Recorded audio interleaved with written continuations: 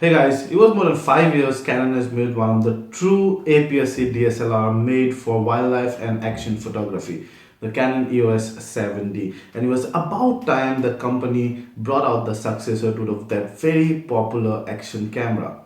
In the meanwhile, a lot of emphasis was gained in the fields of mirrorless entry-level DSLRs and also entry-level full frames, choking the space of the premium APS-C cameras.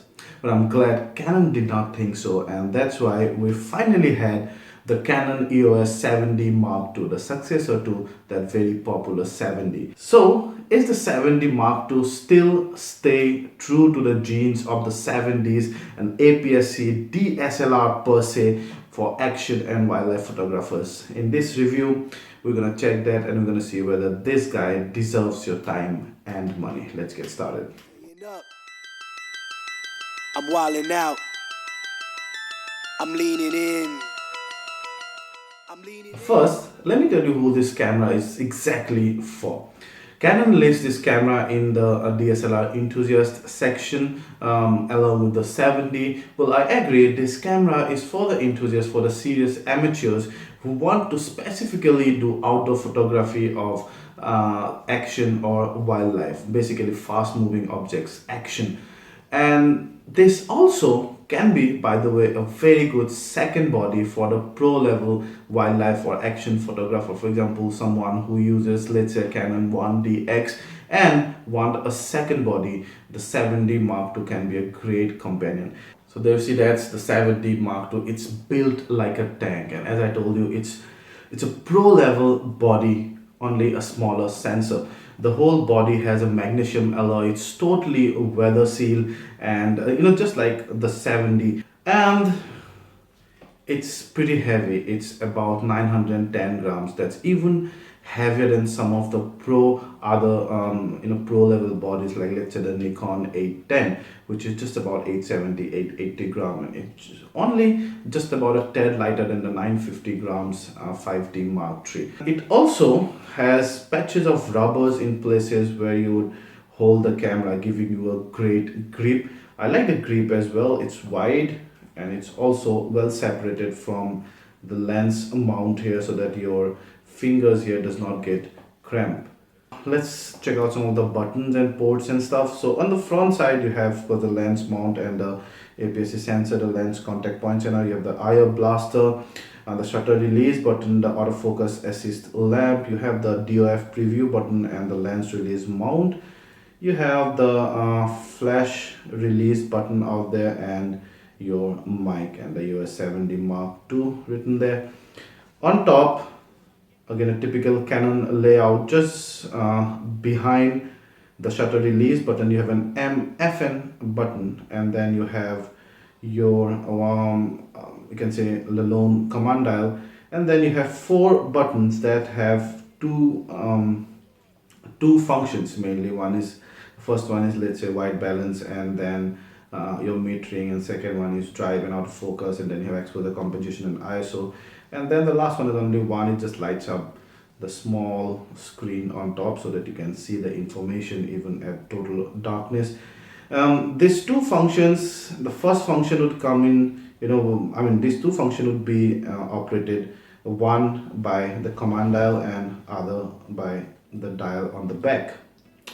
Yeah, and then here you have the accessory hot shoe and your GPS part there, and that's the flash that would come out when you press the flash release button, and then your shooting mode dial. And what I absolutely like about this is that you now have three custom user modes that you can save your settings into. Also do not have those stupid scene modes and all those stuff. Would not need them anyway. And again, emphasizing the point that this is actually a camera that's intended to the serious photographers, if not pros totally. You have thus a power off on lever there, your lanyards on both sides. On the right side you have dual card slot. One would take an SDXC or SDHC card, the other one would take a CF card. And on the left side you have two flaps basically. In the first flap you have the mic and your external mic jack and the headphone jack. You also have the power external flash button there, and then your XLR input. The other one is a USB 3.0 data transfer port, and then your mini HDMI port. So almost everything is pro grade, even the ports are. Below you have the tripod mount and space for your battery. Now coming to the back where most the action is, you have LCD monitor, which is very disappointing. It's not a touch screen, and it's I can understand it's not tilting type or an articulating type, because you do not want that kind of monitor that can easily break outdoor. But I would have liked it to be at least touchscreen, because it comes with that dual autofocus system that the 70D initiated, and that the experience is greatly enhanced by having a touchscreen, because you can just touch and focus. You don't have to go circle, you don't have to go moving all these dials and all, because that takes a great amount of time. Touching is just instant. Anyway, so you have the 100% viewfinder there, and your speaker, menu, info buttons, and start, stop, and video, live view buttons, the usual one, and then your command dial setting buttons, Q, and on the left side of the monitor you have all the other usual buttons, rating your photos and whatnot, and you can zoom in, playback and delete button. You also have a lock button out here. What's important is then just over the command dial you have kind of the jockey. What's important is that this lever just around the jockey, now it's a great deal, and it's very, very convenient to change the autofocus mode with this. I'll show you how to do that, but that's one of the great thing, because this camera gives great emphasis on the autofocus. It has 65 autofocus points all across types. Now let's quickly look at the various menu system. There are a number of menus. For example, pressing the Q would let you quickly change some of the settings, like for example the exposure compensation scale, or the ISO, or even the shooting mode like P, AV, and all those. Your autofocus modes and white balance and matrix and whatnot. And then the info button will let you know the info, what settings the camera is in. And then you have your main menu, which is very, very extensive. And a great thing about the 7D Mark II is that, as I told you before, the camera gives a great emphasis on the autofocus system, so much so that it has a dedicated menu system for autofocus only, which has under it 5 sub menus. Yeah, so you're gonna first start with the shooting menu. So I'm not gonna go and show you all of this. You have your image qualities and stuff, which are cool. Lens aberration correction, yeah, which has corrections for your peripheral illuminations, meaning chromatic aberrations, and peripheral illumination, meaning vignetting, and then distortions and other things. And apart from that, what you have, auto light optimizer, which is kind of a dynamic range, and then white balance and high ISO, noise reduction, and HDR modes, and interval timer. So 7D Mark II has a built-in intervalometer, which is good, great and stuff. Now autofocus menu, which is important. Now here, this is, you don't see this thing often. You have I think 8 functions, or 1 2 3 4 5 6 autofocus, 6 autofocus cases basically. And the case 1 is the most obvious, where you have versatile multi-purpose settings. See, AI servo first image priority, you can select that. One shot release, or autofocus release priority, that is. Select autofocus area, and then selectable autofocus. You can select 9 point, 21 points, or all 65 points available.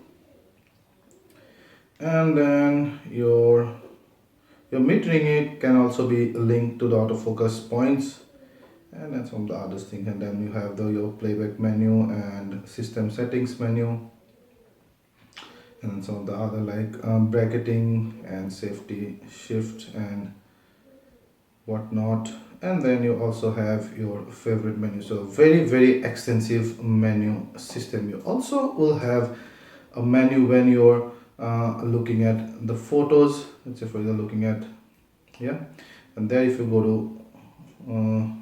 to info, then it will show you the image info. You can toggle between what info you want to see of the image, and then you can also press just Q and you can do some of the other things there. That's more or less the menu system or the user interface of the 7D Mark II, which is very extensive, and well, it has a fair bit of learning curve, but at least you can customize a hell lot of things over there. Now we come to the most fun part of the review, the performance of the 7D Mark II.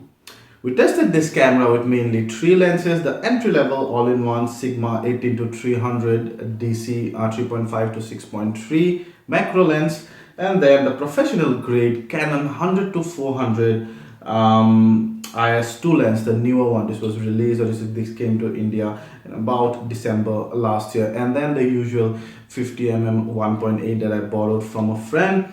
We'll start with the incredible, out of this world, life-ruiningly fun autofocus system of the 7D Mark II. The 65-point all-cross type autofocus system is very fast and largely accurate, if not 100%. We tried the burst mode on both a horizontal moving subject and then a to and fro moving subject as well. And in both cases, I would say the camera could nail focus more than 85% of the time at the intended points, which is quite commendable if you consider the crazy 10 FPS speed. Tracking gets difficult, of course, when you have a not so contrasting background.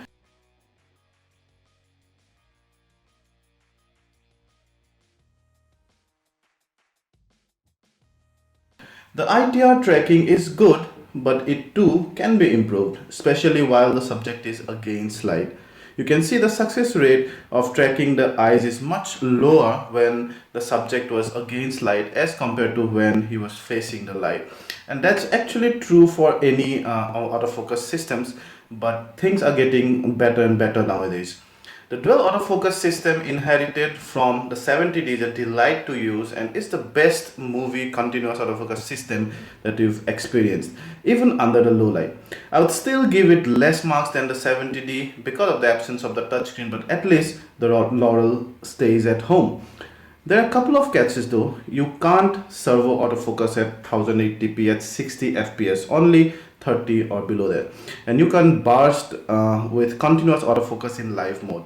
The second is, well, not much of a problem for me because I generally shoot still through the viewfinder, but in movies I would have liked the servo autofocus, that is a continuous autofocus during 60 fps, which is not the case. If you want to shoot at 60 fps, you have to half press the shutter button to focus refocus. Still, it's quite possibly one of the best autofocus systems, especially when you need utmost speed and accuracy. As far as ISO performance is concerned, you will see perfectly fine JPEGs and RAW till about 800. Now it just starts to creep in an ISO 1600. ISO 3200 is where things start deteriorating.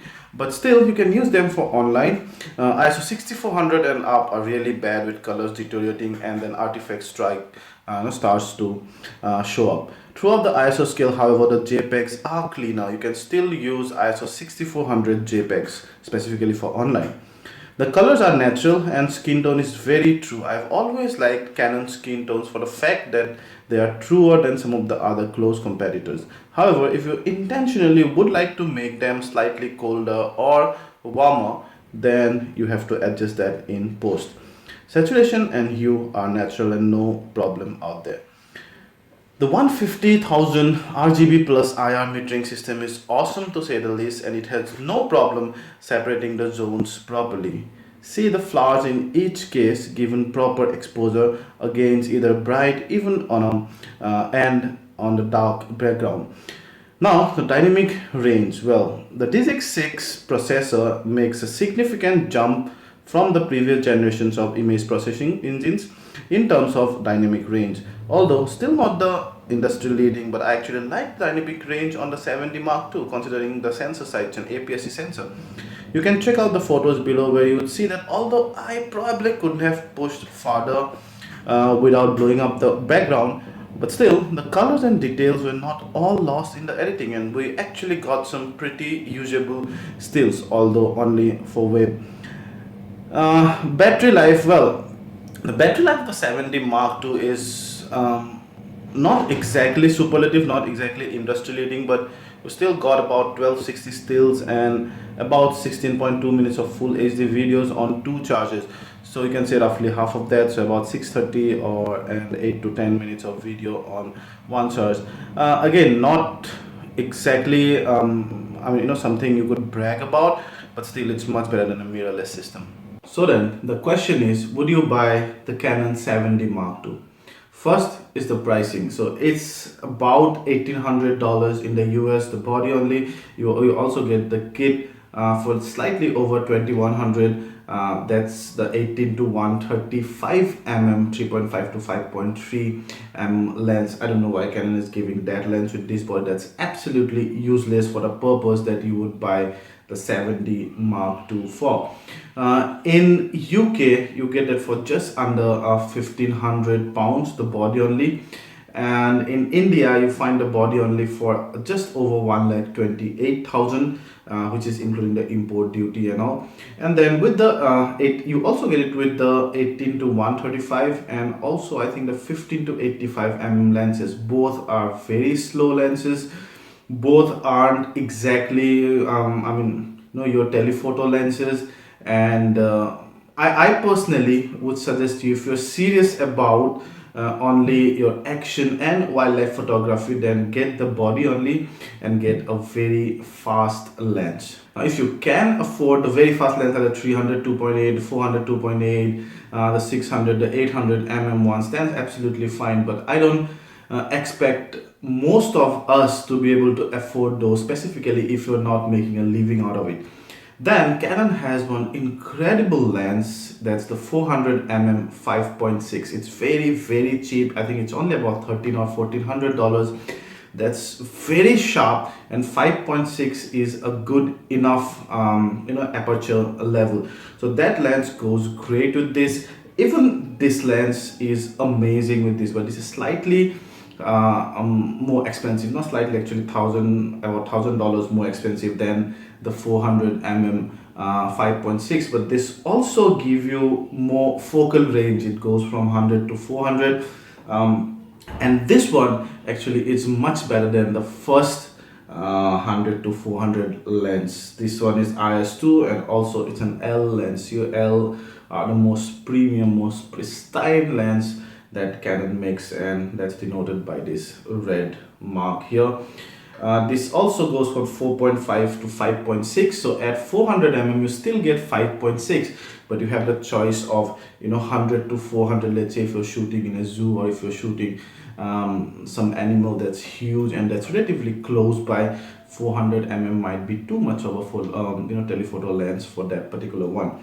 Even you can have some third-party lenses like the Tamron 150 to 600 or even the Sigma 150 to 600 sports version. Those are great lenses for this one. Even if you want to use this camera for street photography or portrait, you should get one of the fast and one of the prime lenses if you're really serious about the quality of your image. The 18 to 135 and the 15 to 85 are good general purposes lens. I assume most of you would not buy the 7D Mark II for general purposes, because this is a very niche product, and if you're using this with a lens that's a very slow lens, or it's not a very telephoto lens, then you're actually missing the whole purpose of this giant. This guy should be used where it's meant to be. It's a beast, and to tame a beast you need an equally powerful lens. Now, talking about the competition, at this price point, you can compare with the price point, and you can compare with the product line. Now, if you compare purely with the price point, the closest competitor could be Nikon's D750, which has a much bigger sensor, which has a much better low light ISO performance than this one. But the 750 is kind of an all-round camera, but again, that's not exactly fit for your speedy action shots or wildlife. That also has a 6.5 FPS burst, which is good, but only FPS is it's not not the whole solution. You also ought to have a great autofocus system for such moving objects, and this guy has 65 autofocus system, all are cross type. The D750 has 15 autofocus system, but only the central 15 are cross type. So you can see the difference. Cross type makes huge difference in tracking fast moving subjects. And if you want to compare this according to the product line, you can probably compare this to the new Nikon D7200 or maybe even 7100. Sony also has an SLT system, A77 II, which also gives you up to 15 FPS, and it also has that because it has a translucent system, it also tracks subject very well in live view or in movie mode. But the problem with the Sony system is that the SLT system, it uses a translucent mirror, so it's kind of the mirror does not have to go out, but in that it also loses slight amount of light, which meaning that the SLT system is actually inferior in high ISO than the 7D Mark II here. Now talking about the D7200 or the D7100, again that's not a fair comparison, because the D7100 or the D7200 are purely premium segment APS-C cameras. They're not actually targeted at pros. They're targeted purely as at the prosumer levels, who want to do all kind of things, including maybe a bit of wildlife and action. But this guy is pro. You can just compare the spec sheet that this guy has and the spec sheet the 7200 or 7100 has, and there's also a huge price difference here.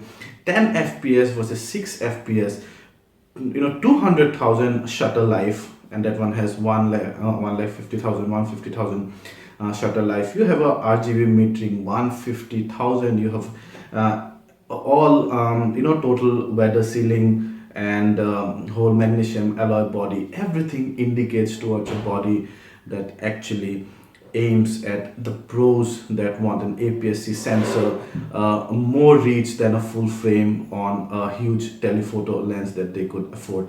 So I would not compare this to the 7200 or 7100 at all.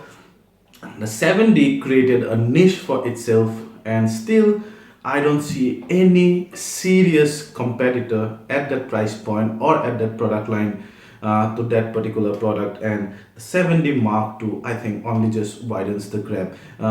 We have rumors of Nikon coming out with the D400 sometime, but until that arrives, I think the 7D Mark II is my all-round choice for all wildlife and action photography, where I cannot afford very expensive lenses. So I want an APS-C sensor so that the lens that I can afford gives me as much reach as I can. So that's the Canon 7D Mark II. It's absolutely awesome. I recommend it strongly. If you like this video, please hit the like button, ask anything regarding the camera, and we'll try to answer it all. And please subscribe and share this video to share the love. Ciao.